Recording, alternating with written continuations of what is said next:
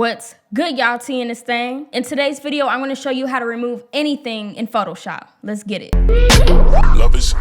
Before we get started, if you are a photographer or if you know a photographer, I am still selling these t-shirts. I'm a photographer, hire me.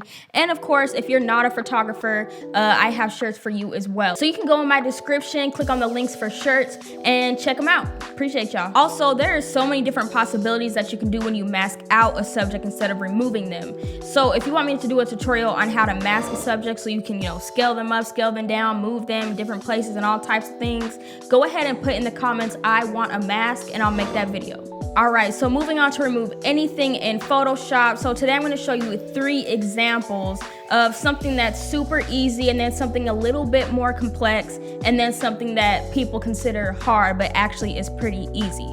So let's jump right into it. You'll open up Photoshop, and just a disclaimer, these are not my photos, but I am obviously linking the creators in the top left corner, so if you want to check them out, their name is in the top left corner. Alright, so this is our first example. It's super simple and super easy, okay? So once you have your photo into Photoshop, all you want to do is click and duplicate. So there's 2 ways you can do that. You can either hold Alt on your keyboard, click and drag down, and that will do a copy. Or of course, you can click on your photo and you'll click and hold either Command or Control and the letter J at the same time, and that will also do a copy. So either of those ones work. You just want to duplicate the photo.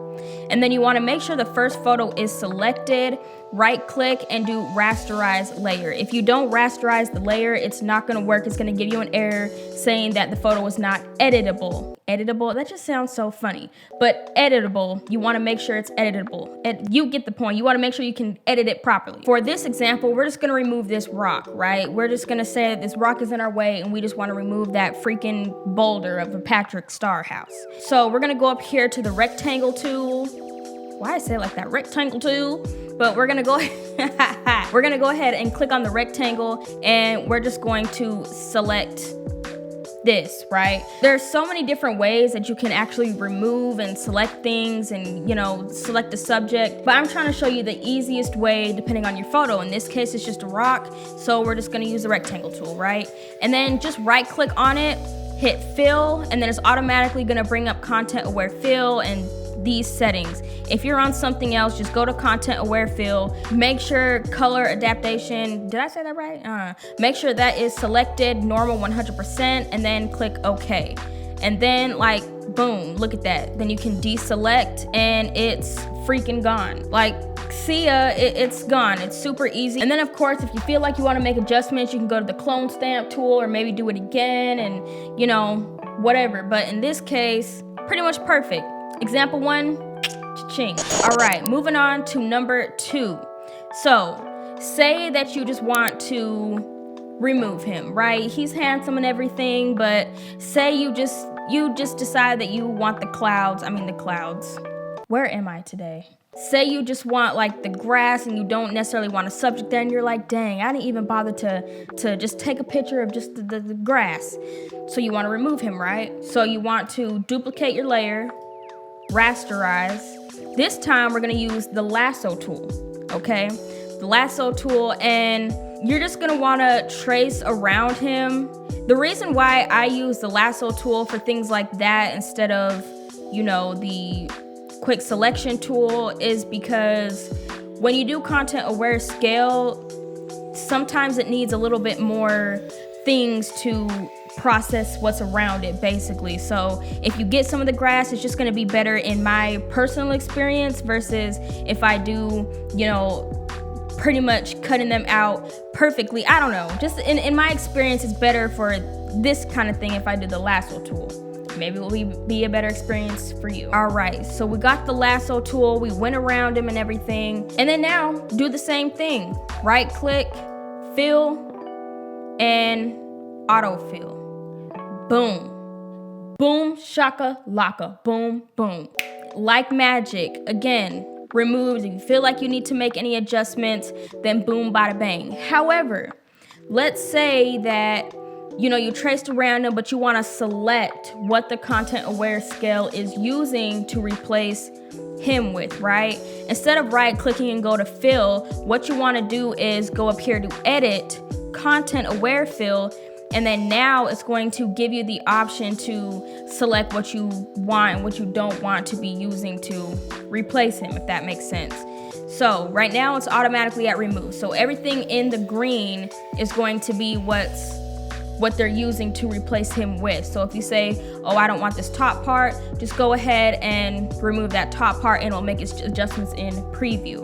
Or if you're like, oh yeah, I don't want this corner here, erase that corner and it'll make the adjustments in preview. But then if you decide, oh, actually that corner is okay and this top part is okay, maybe a little bit over here, you're gonna wanna hold Alt on your keyboard and then you can bring that back. So you can bring whatever you erased back or whatever the case may be, make a smiley face, and yeah, there you go.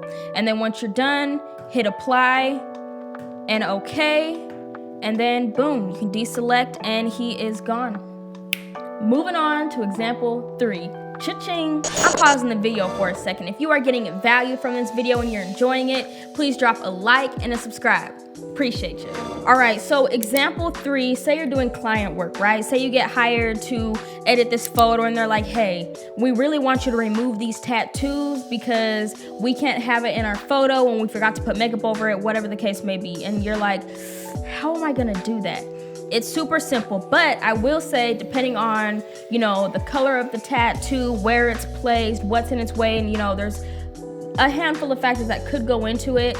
It could be tedious to where it may work for a portion and then you may have to, do other things to adjust. Since it is on the hands there, we will be using the lasso tool. Same thing, you already know, I know you said duplicate, okay, rasterize, I hear ya.